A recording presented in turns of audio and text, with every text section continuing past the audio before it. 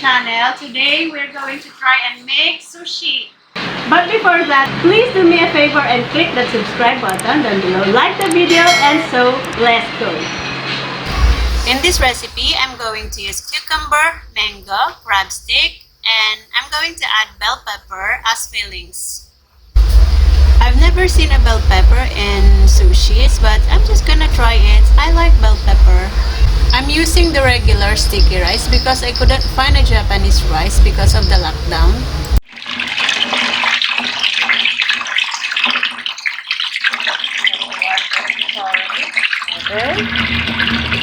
Let's put 2 cups of water since this is 2 cups of rice.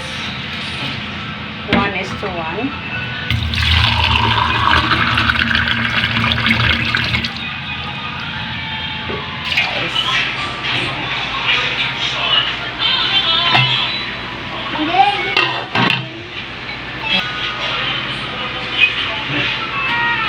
Rice is now cooked. Whoa! Looks yummy already. You can fry or steam the crab sticks, but I prefer steaming them.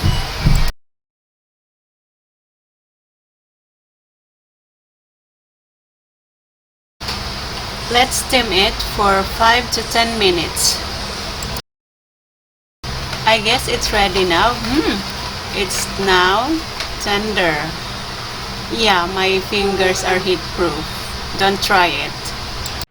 Okay, let's slice the cucumber.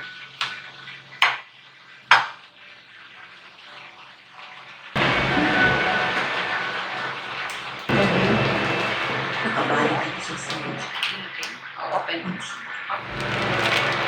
Yeah, Kalinga style of peeling. Kalinga is located up north of the Philippines. And it's a very mountainous.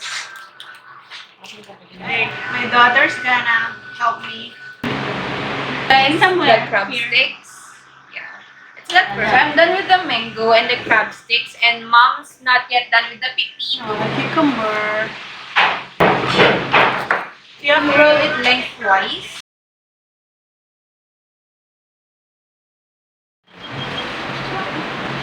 The industrial revolution changed the world by showing how machines can be designed to do jobs that were once done by hand. As technology improves, even greater and more impressive devices have been built. We'll be surprised at how innovative some of them are. With that in mind, in this video, we'll take a look at the top 15 most powerful industrial machines. This is your preferred 3D fiber laser. Lasers are increasingly We use olive oil to grease our hands and knives because the rice was so sticky. Magkapatong sila na. Your slice, mama, not mine. Makapal din may. Take them first. Yeah, Crab. Ito mo video. Sige. Are you gonna put your bell peppers? Try it.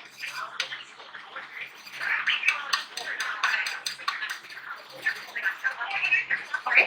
Yeah, you roll it. Oh my gosh! Bell pepper. With the safety systems operating correctly.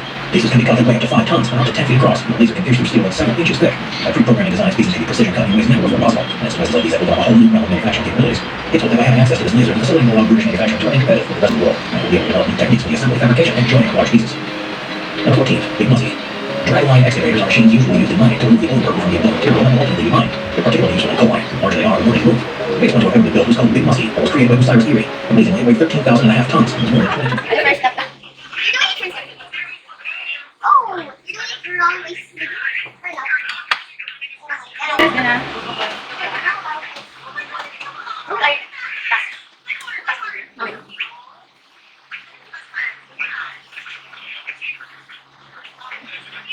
Yeah, that's how you roll it, people. Nakatay. Oh, nga, ba't picture? Yes, so... Everything rice?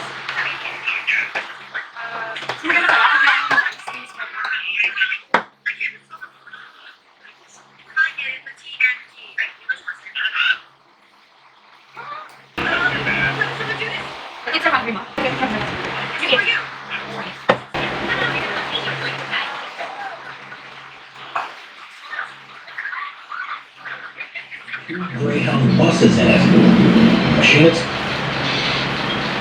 and unload ships. Speeding this up, they can accommodate more ships and send backup to sea quicker. In one way, they pretty much any purpose. One of their largest installations is at a port in Malaysia, where the That's swivel-mounted ship can load as much as 1,000 tons of material every hour. Ikaw lang And operation. The bucket wheel itself is almost Mouth sore, so. But it's It was so yummy. God, it was so yummy.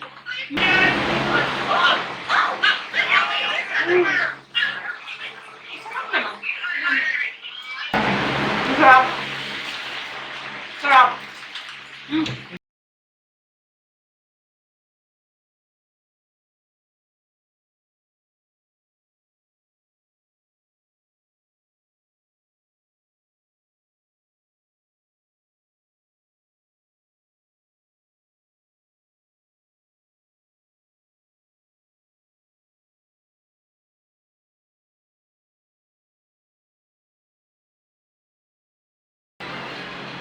So that was my first time doing sushi. It was not bad. It was good. It tastes good for a beginner, for a first timer.